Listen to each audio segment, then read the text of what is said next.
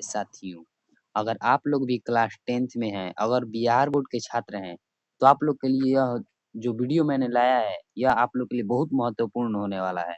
इस वीडियो को आप लोग देख लीजिए, एकदम बेसिक से मैं आप लोग को प्रकाश के प्रवर्तन चैप्टर को समझाऊँगा और अच्छे तरीके से इसको कवर कराऊँगा।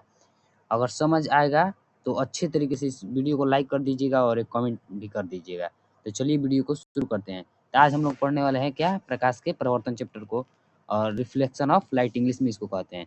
इसका आज हम पार्ट 1 करने जा रहे हैं। इसके पार्ट जैसे-जैसे लाएँगे वैसे-वैसे आप लोग देखते चलिएगा। तो चलिए शुरू करते हैं। देखिए यहाँ से शुरू करते हैं चैप्टर को। चैप्टर की शुरुआत में हमें पढ़ना क्या है? प्रकाश के बारे में। हम लोग को चैप्टर का नाम क्या है हमारा? प्रकाश का परावर्तन। अगर प्रकाश का परावर्तन है तो हमें सबसे पहले प्रकाश के बारे में जानना होगा। अगर प्रकाश के बारे में जानेंगे तभी इसके परावर्तन के बारे में भी समझेंगे। तो देखिए प्रकाश के किसे कहते हैं? सबसे पहले ये हमें बताया गया है। तो देखिए प्रकाश किसे कहते हैं?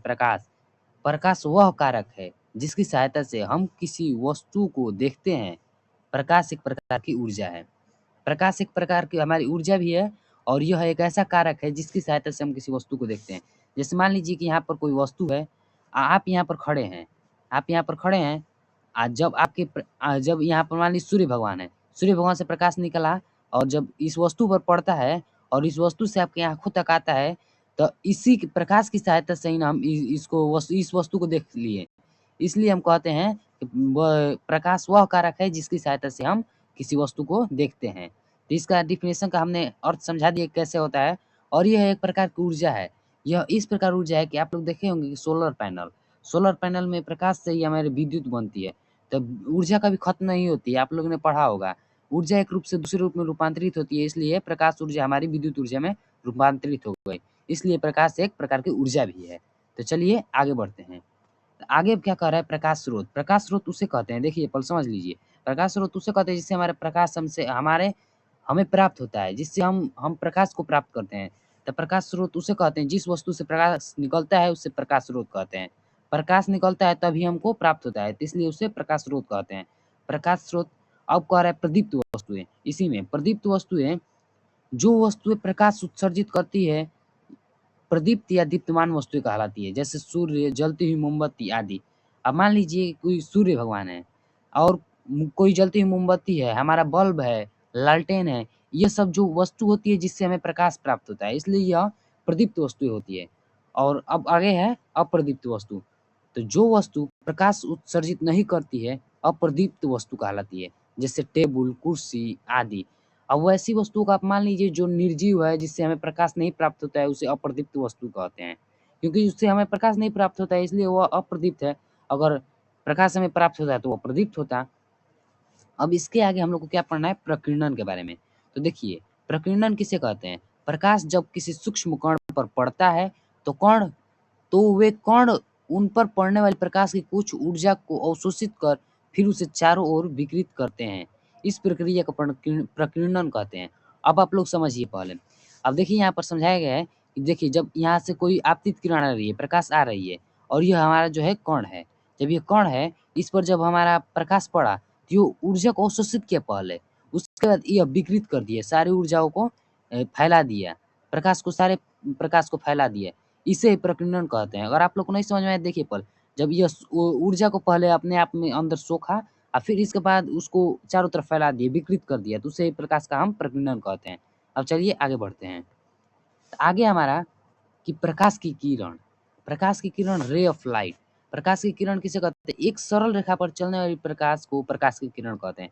मतलब देखिए एक सरल रेखा में प्रकाश चलता है और जब प्रकाश हमारा सरल रेखा में चलता है, प्रकाश ऐसे चलता है, हमें एक छोर उसका अंत होता है और एक छोर अनंत होता है। जब हमारा प्रकाश एक सरल रेखा में चलता है, तो देखिए इसी को हम क्या कहते हैं? प्रकाश की किरण। प्रकाश जब सरल रेखा में चलता है तो इसी को प्रकाश का किरण कहते हैं। अब आगे है हमारा कि प्रकाश का किरण पुंज। प्रकाश का किरण पुंज है हमारा।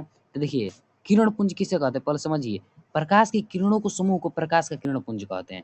जैसे मान लीजिए कि यह भी प्रकाश है, यहाँ से भी प्रकाश जा रहा है, यहाँ से भी प्रकाश, यहाँ से भी प्रकाश जा रहा है, कोई प्रकाश है, तो इन सभी प्रकाश को मिलाकर हमारा क्या हो जाएगा? किरण पुंज हो जाएगा। इसे ही किरण पुंज कहते हैं। तो यहाँ पर कह रहा है कि प्रकाश की किरणों को समूह को प्रकाश का किरण पुंज कहते हैं। प्रकाश का किरण पुंज मुख्यतः 3 प्रकार के होते हैं। यह 3 प्रकार का हमारा होता है। प्रकाश के समूह को किरण पुंज कहते हैं और ये हमारे 3 प्रकार का होता है। देखिए कौन-कौन? तो हमारा पहला होता है अपसारी किरण पुंज। पहला हमारा होता है अपसारी किरण पुंज। अपसारी किरण पुंज इसे कहते हैं, इस प्रकार के किरण पुंज में प्रकाश की किरणें एक बिंदु स्रोत से निकलकर फैलती हुई चली जाती है। मतलब देखिए, यह जो हमारा है, यहाँ से प्रकाश हमारा निकल रहा है और फैलता हुआ चला जा रहा है, ऐसे चारों तरफ फैल रहा है। तो इसलिए हमारा यह क्या होगा? अपसारी। ये बात सही समझिए, देखिए क्या कह रहा है? अपसारी मतलब कि अबसारी, मतलब अपसारी फैल गई। अब कह रहा है अपसारी फैल गई, इसलिए हमारा क्या होगा? अपसारी फैलता हुआ प्रतीत होता है। अब इसके आगे 2 हैं और समांतर किरण पुंज और अभिसारी किरण पुंज। तो समांतर किरण पुंज वैसे किरण पुंज को कहते हैं जिसमें सभी प्रकाश समांतर रूप से जाते हों, आपस में कभी नहीं टकराते हों। हम अनंत काल तक एकदम समांतर रूप में चले जाएँगे, लेकिन आपस में कभी वो नहीं टकराएँगे। और उसके बाद तीसरा अभिसारी किरण पुंज। इस प्रकार की किरण पुंज में प्रकाश की किरण एक बिंदु पर आकर मिलती हुई प्रतीत होती है। अब देखिए यहाँ से कह रहे हैं अभिसारी, मतलब अभिसारी आकर मिल गई हैं, इसलिए इसको क्या कहते हैं? अभिसारी किरण पुंज। अभिसारी किरण पुंज में प्रकाश चारों तरफ से प्रकाश आता है और एक बिंदु पर मिलता हुआ प्रतीत होता है, तो इसे ही क्या कहते हैं? अभिसारी किरण पुंज। अब इसके आगे चलते हैं। अब इसके आगे हमें हमें पढ़ना है पारदर्शी, पारभासी, अपारभासी के बारे में। तो देखिए पारदर्शी पदार्थ सबसे पहले पढ़ना है। तो पारदर्शी पदार्थ किसे कहते हैं? तो पारदर्शी पदार्थ समझिएगा, वैसा पदार्थ जिससे होकर प्रकाश आसानी से पार कर ले, पारदर्शी पदार्थ कहलाता है। जैसे में काँच, पानी। अब देखिए काँच होता है जो हमारा काँच, शीशा नहीं जिसमें आप आईना में चेहरा देखते हैं वो नहीं। काँच जो आप देखे होंगे एक्वेरियम में जिसमें मछली पाली जाती है छोटी-छोटी, उसमें आर-पार दिखाई देता है। तो क्या हो गया हमारा? पारदर्शी। और क्या होगा हमारा? पारदर्शी में पानी होगा। आप लोग देखे होंगे कि जब पानी के अंदर कुछ गिरा रहता है, बाल्टी-उल्टी में सिक्का आप डाल देते हैं, कुछ डाल देते हैं, तो हमारा आर-पार दिखाई देता है। तो वैसे चीज़ को हम लोग क्या कहते हैं? पारदर्शी पदार्थ। अब क्या है? पारभासी पदार्थ। वे पदार्थ जो उन पर पड़ने वाले प्रकाश को छोटे भाग को ही अपने से होकर जाने देता है, पारभासी पदार्थ कहलाता है। अब पारभासी पदार्थ को आप लोग समझिएगा पहले कैसे। अब मान लीजिए कि कोई ऐसी वस्तु है जिस पर हम प्रकाश अगर भेज रहे हैं, तो हल्का-हल्का प्रकाश को बाहर निकालता है, पूरे प्रकाश को नहीं। जैसे आप देखे होंगे काली हरी रंग की झिल्ली होती है जो, उस पर से जब हम प्रकाश को गुज़ारते हैं, तो वो हल्का प्रकाश को निकालता है, पूरे प्रकाश को नहीं निकालता है, हल्का प्रकाश निकालता है, इसलिए उसको क्या कहेंगे? पारभासी पदार्थ। इसमें आ जाएगा घिसा हुआ काँच। काँच अगर घिसा हुआ रहेगा तो वो पारभासी में आ जाएगा। तेल लगा हुआ कागज़, अगर कागज़ में तेल लगा हुआ होगा, तो भी क्या हो जाएगा हमारा? पारभासी। अब है अपारदर्शी पदार्थ। वे पदार्थ जो प्रकाश को अपने से होकर नहीं जाने देता है, अपारभासी पदार्थ कहलाता है। जैसे देखिए, मान लीजिए आपके घर का दीवार है, उसके यार इस पार से घर के अंदर से अगर टॉर्च मारेंगे, तो क्या बाहर प्रकाश जाएगा? नहीं जाएगा। इसलिए हमारा दीवार, ईंट जो भी निर्जीव जो भी हमारी ऐसा वस्तु जो कि एकदम अपारदर्शी हो, जिससे प्रकाश थोड़ा भी न जाता हो बाहर, उसे ही अपारदर्शी पदार्थ कहते हैं। अब है हमारा प्रकाश का परावर्तन। तो प्रकाश जिस वस्तु से टकराकर लौटती है, प्रकाश का परावर्तन कहलाता है। प्रकाश किसी वस्तु से टकराकर लौटने को प्रकाश का परावर्तन कहलाता है। देखिए, जैसे यहाँ पर सूर्य भगवान है, यहाँ वो जब यहाँ पर इनका प्रकाश जब धरती पर पड़ता है, तो पुनः टकराकर हमारी आँखों तक जाता है। इसे प्रकाश का परावर्तन कहता है। ऐसे नहीं समझ में आता है, आप देखिए, जब आप बचपन में देखे होंगे कि आप लोग शीशा लेते होंगे, सूर्य भगवान इधर से वो चमक रहे हैं, तो आप लोग शीशा लेकर जब आपके शीशा पर प्रकाश पड़ता था, तो वो दूसरे के चेहरे पर या कहीं पर चमकाते थे, तो उसे प्रकाश का परावर्तन कहते हैं। जिस प्रकार आता है हमारे शीशे पर, आईने पर टकराता है और फिर पुनः वापस अपने ही माध्यम में लौट जाता है। यहाँ से टकराकर फिर यहाँ पर लौट जाता है, तो इसे ही प्रकाश का परावर्तन कहते हैं। अब आगे है किरण आरेख। देखिए किरण आरेख किसे कहते हैं? प्रकाश की किरणों को पथ को दर्शाने वाले चित्र को किरण आरेख कहते हैं। जैसे प्रकाश जा रहा है, अब प्रकाश के इस पथ को जो दर्शाता है, जो रेखाना, उसे ही किरण आरेख कहते हैं। अब हमारा आगे है परावर्तन का नियम। अब समझिएगा प्रकाश के परावर्तन के नियम के बारे में हमको पढ़ना है। तो प्रकाश की किरण किसी भी सतह पर पड़कर जिन नियमों का पालन करते हुए उस सतह से परावर्तन होती है, उन नियमों को परावर्तन का नियम कहते हैं। इन नियमों को समझने के लिए कुछ पदों को व्याख्या आवश्यक है। देखिए, पहले बात समझिए, प्रकाश परावर्तन नियम उस नियम को कहते हैं कि जब किसी सतह पर, मान लीजिए कि ये हमारा चमकदार शीशा है, जो आईना होता है वो, इस पर हमारा प्रकाश पड़ा और फिर पुनः अपने ही माध्यम में लौट गया, तो उसे क्या कहेंगे? प्रकाश का परावर्तन। जिन नियमों का पालन करते हुए ये टकरा कर और वापस लौट जाता है, इसे ही उसी नियम को परावर्तन का नियम कहता है। इसमें आप लोग समझिएगा क्या-क्या इसमें इसको समझने के लिए हमें पहले इन बिंदुओं को ध्यान से पढ़ना होगा तब जाकर हमको आगे समझ में आएगा। इसमें है पहला आपतित किरण। आपतित किरण किसे कहते हैं देखिए, कि सतह पर पड़ने वाली किरण को आपतित किरण कहते हैं। मान लीजिए कि यह सतह हुआ हमारा चमकदार आईना हुआ, इस पर पड़ने वाली जो प्रकाश होती है जो हमारी आने वाली, यो क्या होती है आपतित किरण। अब देखिए क्या कह रहा है आपतन बिंदु। आपतन बिंदु कह रहा है यहाँ पर हमारा कह रहा है आपतन बिंदु। आपतन बिंदु कह रहा है तो देखिए यहाँ से आपतन बिंदु किसे कहते हैं? तो देखिए जब हमारा मान लीजिए कि यहाँ पर है एक चमकदार शीशा और यहाँ से प्रकाश आ रहा है और आकर जिस बिंदु पर टकराया है उसी बिंदु क्या कहते हैं हम आपतन बिंदु। तो जिस बिंदु पर आपतित किरण की सतह से टकराती है उसे ही हम आपतन बिंदु कहते हैं। आपतन बिंदु समझ गए। अब आगे है हमारा परावर्तित किरण। अब देखिए यहाँ पर हमारा मान लीजिए आईना है, यहाँ से प्रकाश आया टकराया, अब पुनः अपने ही माध्यम में लौट गया, मतलब यहाँ से टकरा कर फिर वापस लौट गया, उसे प्रकाश का परावर्तन कहते हैं। परावर्तित किरण देखिए जब यह आपतित किरण या आपतन बिंदु हो गया और हमारा जो यह टकरा कर वापस गया इसे ही परावर्तित किरण कहते हैं। जिस माध्यम से चलकर आपतित किरण किसी सतह पर आती है उसी माध्यम में लौट गई किरण को परावर्तित किरण कहते हैं। जिस माध्यम से चलकर आपतित किरण सतह पर आती है उसी माध्यम में लौट गई किरण को परावर्तित किरण कहते हैं। देखिए जब यहाँ पर आपतित किरण आई टकराई और पुनः अपने ही माध्यम में लौट गई तो उसे ही कहेंगे हम परावर्तित किरण। अब क्या है हमारा अभिलंब। अब आप लोग समझिए देखिए अभिलंब किसे कहते हैं। तो अभिलंब जब हमारा प्रकाश आता है हमारा किसी चमकदार सतह से टकराता है परावर्तक सतह से, पुनः जब अपने ही माध्यम में लौटता है तो इसके बीच में एक छोटी सी काल्पनिक रेखा हम मानते हैं, उसे ही हम अभिलंब कहते हैं। देखिए अभिलंब किसे कहते हैं? किसी समतल सतह के जिस बिंदु पर आरपी खींचे हुए लंब को उस बिंदु को अभिलंब कहते हैं। मतलब कि बिंदु P पर, मतलब मान लीजिए बिंदु P को यहाँ P मान ली है और इस पर जो लंब खींचा गया है उसे क्या कहेंगे हम अभिलंब। अब आगे है हमारा आपतन कोण।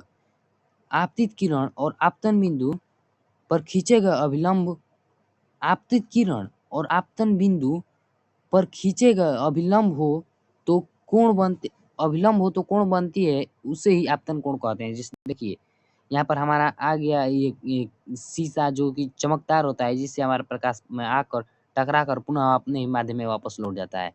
तो देखिए यहाँ पर हमारा बीच में जिस बिंदु पर यहाँ आपतन बिंदु पर हमारा प्रकाश टकराया था, तो इस टकराए हुए प्रकाश जहाँ टकराया था वहीं पर हमारा एक काल्पनिक अभिलंब होता है और इसके और ये आपतित किरण और अभिलंब के बीच जो कोण हमारा बनता है उसे हम क्या कहते हैं आपतन कोण। इसे किससे सूचित करते हैं? छोटा आई से। आप लोग को जो यह लिखे हुए हैं जो उसमें कुछ गड़बड़ी दिख रही होगी, इस पर आप लोग ध्यान मत दीजिए, जो हम समझा रहे हैं उसको ध्यान दीजिए। आप लोग अपने से खुद से सुधार कर भी लिख सकते हैं। तो देखिए जो हम बोल रहे हैं उसको ध्यान दीजिए, ध्यान से समझिए। आपतन कोण किसे कहते हैं? तो आपतित किरण और अभिलंब के बीच जो कोण बनता है ना उसे हम आपतन कोण कहते हैं। अब हमारा आगे क्या है? आगे है हमारा परावर्तन कोण। देखिए परावर्तन कोण किसे कहते हैं? परावर्तित किरण आपतन बिंदु पर खींचे गए अभिलंब से जो बनती है उसे परावर्तन कोण कहते हैं। इसे देखिए यहाँ पर हमारा आपतन बिंदु है और परावर्तित किरण यह हमारा हो गया ना। अब इसके जो कोण में बनेगा यह आपतन आपतन बिंदु पर जो अभिलंब हमारा खींचा गया है ये, और यह जो परावर्तित किरण हमारा यह आपतित किरण हुआ और यह हमारा परावर्तित किरण, तो इसके जोड़ बीच जो कोण बना ना उसे हम कहेंगे परावर्तन कोण। और जो आपतित किरण और अभिलंब के बीच जो कोण बनता है उसे आपतन कोण, और जो परावर्तित किरण और अभिलंब के बीच बनता है उसे परावर्तन कोण कहते हैं। अब देखिए अब आगे क्या है? आगे है हमारा प्रकाश के परावर्तन के निम्नलिखित 2 नियम है। प्रकाश के परावर्तन का नियम यहाँ पर बताया गया है। तो नियम में इसमें पहला नियम है कि आपतित किरण, परावर्तित किरण तथा आपतन बिंदु पर खींचा गया अभिलंब तीनों एक ही समतल में होता है। आप लोग देखिए इस चित्र के माध्यम से समझिए। कह रहा है कि आपतित किरण मतलब अब यह आपतित किरण और क्या कर रहा है? परावर्तित किरण और अभिलंब तीनों एक ही सतह में होता है, मतलब एक ही सतह में है। इसे ही प्रकाश के परावर्तन का पहला नियम कहते हैं। आपतित किरण, परावर्तित किरण और अभिलंब तीनों एक ही सतह में होता है, उसे ही हम प्रकाश का पहला नियम कहते हैं। प्रकाश का परावर्तन का पहला नियम कहते हैं। अब दूसरा है कि आपतन कोण और परावर्तन कोण बराबर होता है। आपतन कोण परावर्तन कोण बराबर होता है। एंगल आई बराबर एंगल आर होता है। हमारा होता है एंगल आई बराबर एंगल आर। देखिए यहाँ से कैसे कह रहा है, जब हमारा आपतित किरण यहाँ से आती है और परावर्तित किरण इधर से जाती है तो एंगल आई जो हमारा यह कोण है और एंगलहार जो ये हमारा यह कोण है, ये दोनों बराबर होता है। यह प्रकाश के परावर्तन का दूसरा नियम से होता है कि एंगलआई और एंगलहार दोनों हमारा बराबर होता है। इसे प्रकाश के परावर्तन का दूसरा नियम कहते हैं। अब आगे क्या है, प्रतिबिंब के बारे में हमें आगे पढ़ना है। और प्रतिबिंब किसे कहते हैं आप लोग समझिए ध्यान से। किसी बिंदु स्रोत से आती प्रकाश की किरणें दर्पण से परावर्तन के बाद जिस बिंदु पर मिलती है या जिस बिंदु पर आती हुई प्रतीत होती है, उसे ही उस बिंदु स्रोत का प्रतिबिंब कहते हैं। जैसे मान लीजिए कि यहाँ पर कोई दर्पण है, यहाँ पर कोई दर्पण है हमारा। अब यहाँ पर कोई मान लीजिए दर्पण है, इधर से प्रकाश आ रही है और इधर से आने के बाद यहाँ से टकरा कर इधर आ जा रही है। या हमारा बीच में कोई किसी भी दर्पण का जो बीच में होता है उससे क्या कहते हैं, तो इसे कहते हैं मुख्य अक्ष। मुख्य अक्ष पर जिस बिंदु पर टकराती है आपतित किरण, जब समांतर आती है और किसी भी दर्पण से टकराकर जिस बिंदु मतलब कि जिस मुख्य अक्ष के जिस बिंदु पर टकराती है, उससे ही वहीं पर हमारा प्रतिबिंब बनता है। उसे ही प्रतिबिंब कहते हैं। देखिए, किसी बिंदु स्रोत से आती प्रकाश की किरणें दर्पण से परावर्तन के बाद जिस बिंदु पर मिलती है या जिस बिंदु पर आती हुई प्रतीत होती है, उसी बिंदु स्रोत को प्रतिबिंब कहते हैं। उस बिंदु स्रोत का उसे प्रतिबिंब कहते हैं। अब देखिए आगे क्या है, प्रतिबिंब 2 प्रकार के होते हैं। यहाँ पर कह रहा है प्रतिबिंब हमारा 2 प्रकार का होता है। प्रतिबिंब 2 प्रकार कौन-कौन सा होता है, तो एक वास्तविक प्रतिबिंब होता है और एक आभासी काल्पनिक प्रतिबिंब होता है। तो वास्तविक प्रतिबिंब कौन-कौन सा होता है, देखिए, किसी बिंदु स्रोत से आती प्रकाश की किरणें दर्पण से परावर्तन के बाद जिस बिंदु पर वास्तव में मिलती है, उसे बिंदु स्रोत का वास्तविक प्रतिबिंब कहते हैं। वास्तविक प्रतिबिंब वस्तु की अपेक्षा हमेशा उल्टा होता है। वास्तविक प्रतिबिंब को पर्दे पर प्राप्त किया जा सकता है। देखिए, जैसे मान लीजिए कि ये हमारा अवतल दर्पण है। अवतल दर्पण है, इसका मुख्य अक्ष हो गया हमारा। जब यहाँ से हमारी कोई वस्तु है और जब यहाँ से कोई वस्तु से प्रकाश निकल रहा है यहाँ से, निकलने के बाद यहाँ पर हमारा आके यहाँ पे टकराया और फिर पुनः यहाँ से निकल कर हमारा प्रकाश इधर से आ गया, ये हमारा वक्रता केंद्र से, और तब हमारा यहाँ पर बनेगा ये हमारा वस्तु का प्रतिबिंब। यहाँ पर जब हमारा बनेगा तो यहाँ पर क्या बनेगा, हमारा वास्तविक बनेगा। जब दर्पण के इस साइड बनता है इस साइड, तो हमारा वास्तविक बनता है, और इस साइड बनता है तो काल्पनिक बनता है। जब दर्पण से टकराने के बाद इसी साइड आ गया और यहाँ पर हमारा बना, तो यह हमेशा उल्टा ही बनेगा, कभी भी सीधा नहीं बनेगा। इसलिए कहते हैं वास्तविक प्रतिबिंब हमेशा उल्टा बनता है। अब क्या है, आभासी या काल्पनिक प्रतिबिंब। तो देखिए, आभासी या काल्पनिक प्रतिबिंब किसे कहते हैं, किसी बिंदु स्रोत से आती प्रकाश की किरणें परावर्तन के बाद जिस बिंदु से आती हुई प्रतीत होती है, उसे उस बिंदु स्रोत का आभासी प्रतिबिंब कहते हैं। अब देखिए, मान लीजिए कि कोई यहाँ पर उत्तल दर्पण, यह उत्तल दर्पण में हमेशा आभासी प्रतिबिंब बनता है। उत्तल दर्पण है और यहाँ पर जब प्रकाश हमारा आया, टकराया, यह हमारा सीधा नहीं बना है। देखिए यहाँ पे हम सीधा लाइन खींच दे रहे हैं। जब हमारा प्रकाश यहाँ पर उत्तल दर्पण है, यहाँ पर आया हमारा प्रकाश, टकराया, और ये हमारा मुख्य अक्ष है। जब यहाँ पर टकराने के बाद जब हमारा इधर प्रकाश चला गया और यहीं से हमारा एक आभासी प्रतिबिंब यहाँ से हमें हमें आभासी तरीके से पीछे की तरफ आता है, और यहीं पर जब मिलता है हमारा, यहाँ पर कोई वस्तु है, इससे प्रकाश निकला, यहाँ पर गया और इधर चला गया, और यहाँ से जब हमारा टकरा कर यहाँ पर आया और यहीं पर हमारा एक और जाता है इधर से, और यहाँ पर हमारा बन जाता है। देखिए ऐसे नहीं, इधर हमारा और एक सी होता है, यहाँ पर जाकर टकराता है, तो यहाँ पर हमारा एक प्रतिबिंब होता है जो हमेशा सीधा बनता है, ये हमारा उल्टा नहीं बनता है। आभासी प्रतिबिंब हमेशा सीधा बनता है। आभासी प्रतिबिंब वस्तु की अपेक्षा हमेशा सीधा होता है, लेकिन आभासी प्रतिबिंब को पर्दे पर नहीं प्राप्त किया जा सकता है। इसे हम पर्दे पर प्राप्त नहीं कर सकते हैं, लेकिन हम जो वास्तविक प्रतिबिंब है इसे हम पर्दे पर प्राप्त कर सकते हैं। इस बात को, दोनों बात को ये ध्यान रखिएगा, ये ऑब्जेक्टिव में भी आता है।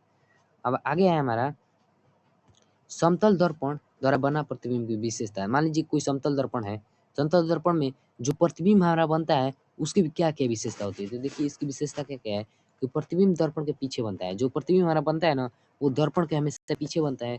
प्रतिबिंब वस्तु की अपेक्षा सीधा बनता है। देखिए जैसे वस्तु हमारा इस तरह है, तो इसी तरह हमारा सीधा ही बनेगा। किसी प्रकार का कोई, मान लीजिए वस्तु हमारा इस तरह है, तो इसी तरह बनेगा, हमारा सीधा ही बनेगा हमेशा। प्रतिबिंब का आकार वस्तु के आकार के बराबर होता है। मान लीजिए कि इधर हमारा 1 मीटर का है ये वस्तु, तो इधर भी हमारा जो दर्पण के पीछे जो हमारा प्रतिबिंब बनेगा वो भी 1 मीटर का होगा। प्रतिबिंब पार्श्विक रूप से उल्टा होता है। मान लीजिए यहाँ पर एक वस्तु है, इ इ इसके इधर जो है एक है, इसके इधर एक इस प्रकार का वस्तु है। तो इधर जो हमारा बनेगा ना प्रतिबिंब, तो इस प्रकार का बनेगा हमारा, पार्श्विक रूप से उल्टा। पार्श्विक रूप से उल्टा मतलब समझते हैं, बायाँ जो तरफ रहेगा वो दायाँ दिखेगा और दायाँ तरफ जो रहेगा बायाँ दिखेगा। मतलब ये जो हमारा था किस साइड है, तो मान लीजिए ये दाएँ साइड है, तो इधर हमारा बायाँ साइड दिखेगा। अगर इधर हमारा बायाँ साइड रहता है तो इधर हमारा दायाँ साइड दिखता है। अब प्रतिबिंब आभासी होता है, मतलब देखिए हमेशा दर्पण के जो पीछे जो प्रतिबिंब होता है वो हमेशा आभासी रहता है, और समतल दर्पण में प्रतिबिंब हमेशा दर्पण के पीछे बनता है। अब 6 नंबर है कि प्रतिबिंब दर्पण से उतना ही पीछे बनता है जितना वस्तु से दर्पण से आगे रहता है। मान लीजिए यहाँ से हमारा 5 मीटर की दूरी पर है, दर्पण है ये हमारा, यहाँ से हमारी 5 मीटर की दूरी पर है यह वस्तु, तो पीछे भी हमें 5 मीटर की दूरी पर ही दिखाई देगा, मतलब कि 5 मीटर की दूरी पर ही बनेगा। अब आगे है कि समतल दर्पण में बना प्रतिबिंब। देखिए समतल दर्पण में कैसे प्रतिबिंब बनता है, तो यहाँ से प्रकाश हमारा आता है उतना ही दूरी पर हमारा बनता है, हमेशा आगे पीछे नहीं होता है, जितना दूर पर जिस साइज का रहता है उसी साइज का बनता है, उतना ही दूरी बनता है। अब आगे हमारा गोलीय दर्पण के बारे में पढ़ना है। गोलीय दर्पण के बारे में क्या कह रहा है, देखिए गोलीय दर्पण क्या कह रहा है कि गोलीय दर्पण उस दर्पण को कहते हैं जिसका परावर्तक सतह किसी खोखले गोले का एक भाग किसी खोखले गोले का भाग होता है। गोलीय दर्पण किसे कहते हैं, देखिए मान लीजिए ये गोला है, मान लीजिए कि गोला है, यहाँ पर एक गोला है, इसके जो भाग होते हैं जैसे इस साइड के भाग, यहाँ से देखिए पहले समझिएगा, यहाँ से देखिए मान लीजिए कि खोखला एक गोला है, इसके जो इस साइड का भाग होता है, इस साइड का आधा भाग और इस साइड का आधा भाग जब टूट जाता है, कहीं से भी टूट जाता है ना, तो हमारा इधर एक दर्पण बन जाता है, इधर हमारा दर्पण बन जाता है। एक साइड अंदर से बनेगा, या तो अंदर से बनेगा परावर्तक सतह, या तो इसका बाहर से बनेगा। याद रखिए गोलीय दर्पण जो भी बनता है ये खोखले गोले का भाग होता है और ये हमेशा वक्रित होता है, कभी सीधा नहीं रहेगा समतल दर्पण की तरह, ये हमेशा एक वक्रित होगा, एक तरफ से, या तो इसका परावर्तक सतह बाहर की तरफ उभरा होगा, या तो परावर्तक सतह अंदर की तरफ धंसा होगा, तो इसीलिए हमको पता चलता है कि ये गोलीय दर्पण है। यह 2 प्रकार का होता है, देखिए यह और कौन-कौन इसके 2 प्रकार होते हैं, कौन-कौन? अवतल दर्पण और उत्तल दर्पण। आप लोग को हम दिखाए हैं कि जब ये गोल होता है, देखिए गोल होता है, इसकी जब इसका जब परावर्तक सतह बनता है, देखिए कैसे, जब ये हमारा गोल रहता है और जब इसका हमारा परावर्तक सतह जब बाहर की तरफ रहता है तो वो अवतल बनता है, जब हमारा परावर्तक सतह अंदर की तरफ रहता है तो वो अवतल बनता है। देखिए आपको नहीं समझ में आ रहा होगा कि परावर्तक सतह क्या कर रहे हैं। जब प्रकाश आता है, जिस जिस सतह से में टकरा कर जाता है वापस ना, उसी को परावर्तक सतह कहते हैं। जिसका बाहर परावर्तक सतह रहेगा उसको उत्तल, और जिसका अंदर परावर्तक सतह रहेगा उसको अवतल कहेंगे। देखिए जैसे देखिए अवतल दर्पण खोखले गोले का एक टुकड़ा जिसका बाहरी सतह रजित करने से अवतल दर्पण बनता है। जैसे देखिए यह था, और इसे जब बाहरी सतह को पेंट कर देंगे, इसके बाहरी सतह को जब पेंट कर देंगे हम, तो इसके आंतरिक रूप अंदर से परिवर्तन होगा, तो इसे ही अवतल दर्पण कहते हैं। और उत्तल दर्पण खोखले गोले के एक टुकड़े की भीतरी सतह को रजित करने से अवतल दर्पण बनते हैं। मतलब यहाँ पर देखिए जब इसके भीतरी रूप को जब यहाँ पर मतलब पेंट कर देंगे कोई, तो हमारा बाहरी पृष्ठ से परिवर्तन होगा, तो इसे ही हम कहते हैं उत्तल दर्पण। अब आगे है कि गोलीय दर्पण से संबंधित कुछ पद, मतलब गोलीय दर्पण जो हमारा होता है, गोलीय दर्पण जैसे देखिए यहाँ से जो गोलीय दर्पण हमारा होता है उससे संबंधित कुछ पद हमको जानना है। तो इससे संबंधित हमें क्या पद जानना है, तो इसके ध्रुव के बारे में जानना है। जैसे देखिए गोलीय दर्पण कैसे होता है, गोलीय दर्पण हमारा हमेशा ऐसा होता है, ऐसा होता है हमारा। देखिए इसको मिटा दे रहे हैं, इसके साइज को बढ़ाकर, इसका साइज कहाँ से बढ़ेगा, शायद नहीं मिल रहा है हमको, छोड़िए उससे हमको क्या मतलब, हमको इसको मान लीजिए कि ये हमारा है।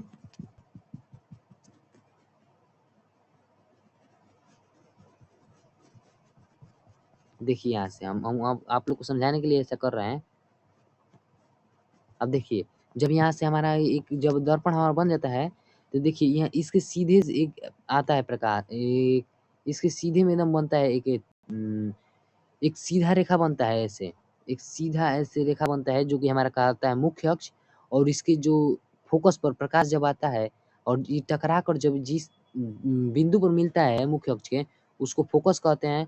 और इसके वक्रता केंद्र जैसे ये था ना, यह जिस गोले का भाग था, मान लीजिए कि यहाँ पर गोला है, इस जिस गोले का ये भाग था उसके वक्रता केंद्र को ना, जी जो इसका वक्रता केंद्र था उसे हम कहेंगे, उसको जो इसका केंद्र था उसे हम लोग कहेंगे वक्रता केंद्र। इसका भी कुछ ना कुछ केंद्र होगा, तो उसे हम लोग कहेंगे इसका वक्रता केंद्र।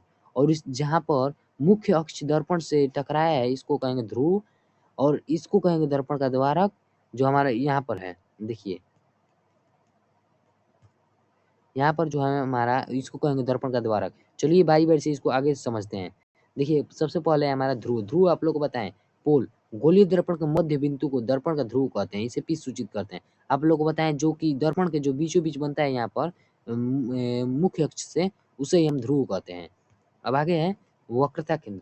गोलीय दर्पण जिस गोले का भाग होता है उससे के केंद्र को दर्पण का वक्रता केंद्र है, त्रिज्या गलती से लिखा है, वक्रता केंद्र कहते हैं। इसे सुई से सूचित करते हैं। जैसे मान लीजिए कि कोई दर्पण है, ऐसा कोई दर्पण है और इसके जो ये किसी गोले का भाई भाग होगा और गोला का भाग है तो उस गोला का एक केंद्र होगा। उसके केंद्र को ही जब दर्पण आधा भाग रहता है, दर्पण पूरा नहीं रहता है, उसके केंद्र को ही दर्पण का क्या कहते हैं हम? वक्रता केंद्र। यह जो केंद्र हमारा हुआ इसी को ही कहेंगे हम लोग वक्रता केंद्र। अब आगे है हमारा वक्रता त्रिज्या। वक्रता त्रिज्या कैसे कहते हैं समझिए। वक्रता त्रिज्या गोलीय दर्पण के जिस गोले का भाग होता है उसके त्रिज्या को दर्पण का वक्रता त्रिज्या कहते हैं। इसे आर से सूचित किया जाता है। जैसे देखिए कोई दर्पण है, गोलीय दर्पण, इसके जो मान लीजिए कि यह किसका किसी गोले का ही भाग है। अब इसका जो केंद्र था और केंद्र से इस दर्पण तक की दूरी को हम लोग क्या कहते हैं? वक्रता त्रिज्या। इसे किस चीज से सूचित करते हैं? तो हम लोग इसे आर से सूचित करते हैं। और इसके जो पहले वक्रता केंद्र था यहाँ पर हमें उसे सी से सूचित करते थे और जी यहाँ पर हमारा पोल था यहाँ पर उसको हम लोग पी से सूचित करते हैं। अब है हमारा प्रधान या मुख्य अक्ष। प्रधान या मुख्य अक्ष गोलीय दर्पण के ध्रुव से वक्रता केंद्र को मिलाने वाली सरल रेखा को हम लोग क्या कहते हैं? प्रधान अक्ष। मान लीजिए यहाँ पर कोई दर्पण है, इसके ध्रुव से यहाँ पर मान लीजिए ध्रुव है और यहाँ पर हमारा वक्रता केंद्र, और इसे मिलाने वाली रेखा जो होती है हमारा, इसे क्या कहते हैं हम लोग? प्रधान या मुख्य अक्ष। तो अब आप लोग को समझ में आया कि किसे कहते हैं प्रधान या मुख्य अक्ष। तो आप लोग को हमें आशा है कि जो हमने आगे बताया शुरू से लेकर अंत तक आप लोग को आसानी अच्छे से समझ में आया होगा। अगर अच्छे से समझ में आया ना तो इसको अच्छे तरीके से आप लोग नोट्स बना लीजिएगा और अच्छे तरीके से इसको सेव करके रख लीजिएगा। अपने मेमोरी में अगर आप लोग के याद होगा थोड़ा-सा भी, तो उसको थोड़ा-सा भी को याद रखिएगा। भूलने की कोशिश मत करिएगा, याद रखिएगा। और आप लोग से मिलेंगे हम अगले पार्ट के साथ, इसी का अगला पार्ट के साथ, इसी चैप्टर के नेक्स्ट वीडियो में इसी चैनल पर। तो आप लोग को अगर अच्छा लगा तो चैनल को भी सब्सक्राइब कर लीजिएगा ताकि आप लोग को अगला वीडियो भी इसी चैनल पर मिल सके। तो चलिए धन्यवाद, मिलते हैं आप लोग से नेक्स्ट वीडियो में।